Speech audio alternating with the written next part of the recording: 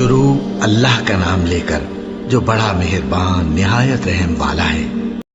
اور کہتے ہیں کہ دوزخ کی آگ ہمیں چند روز کے سوا چھو ہی نہیں سکے گی۔ ان سے پوچھو کیا تم نے اللہ سے اقرار لے رکھا ہے کہ اللہ اپنے اقرار کے خلاف نہیں کرے گا، یا تم اللہ کے بارے میں ایسی باتیں کہتے ہو جن کا تمہیں مطلق علم نہیں؟ ہاں کیوں نہیں، جو برے کام کرے اور اس کے گناہ ہر طرف سے اس کو گھیر لیں تو ایسے لوگ دوزخ میں جانے والے ہیں اور وہ ہمیشہ اس میں جلتے رہیں گے، اور جو ایمان لائیں اور نیک کام کریں وہ جنت کے مالک ہوں گے اور ہمیشہ اس میں عیش کرتے رہیں گے۔ اور جب ہم نے بنی اسرائیل سے عہد لیا کہ اللہ کے سوا کسی کی عبادت نہ کرنا اور ماں باپ اور رشتہ داروں اور یتیموں اور محتاجوں کے ساتھ بھلائی کرتے رہنا اور لوگوں سے اچھی باتیں کہنا اور نماز پڑھتے اور زکوٰۃ دیتے رہنا، تو چند آدمیوں کے سوا تم سب اس عہد سے منہ پھیر کر پلٹ گئے۔ اور جب ہم نے تم سے عہد لیا کہ آپس میں کچھ تو خون نہ کرنا اور اپنوں کو ان کے وطن سے نہ نکالنا، تو تم نے اقرار کر لیا اور تم اس بات کو مانتے بھی ہو۔ پھر تم وہی ہو کہ اپنوں کو قتل بھی کر دیتے ہو اور اپنے میں سے بعض لوگوں پر گناہ اور ظلم سے چڑھائی کر کے انہیں وطن سے نکال بھی دیتے ہو، اور اگر وہ تمہارے پاس قید ہو کر آئیں تو بدلہ دے کر ان کو چھڑا بھی لیتے ہو، حالانکہ ان کا نکال دینا ہی تم پر حرام تھا۔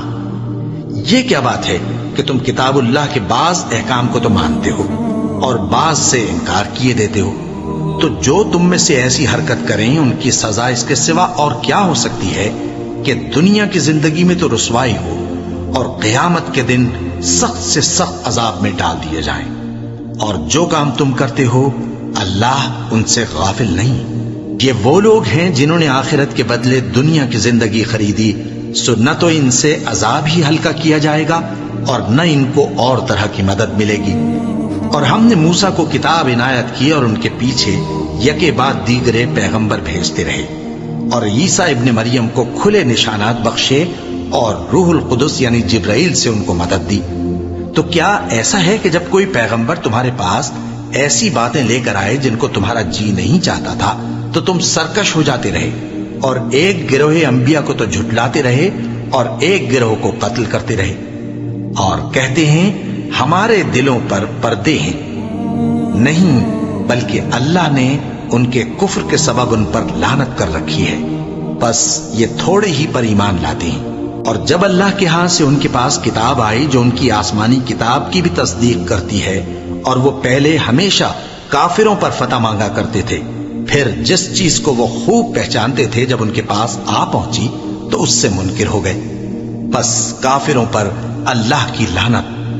جس چیز کے بدلے انہوں نے اپنے تئیں بیچ ڈالا وہ بہت بری ہے،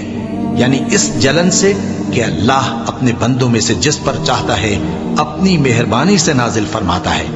اللہ کی نازل کی ہوئی کتاب سے کفر کرنے لگے تو وہ اس کے غضب بالائے غضب میں مبتلا ہو گئے، اور کافروں کے لیے ذلیل کرنے والا عذاب ہے۔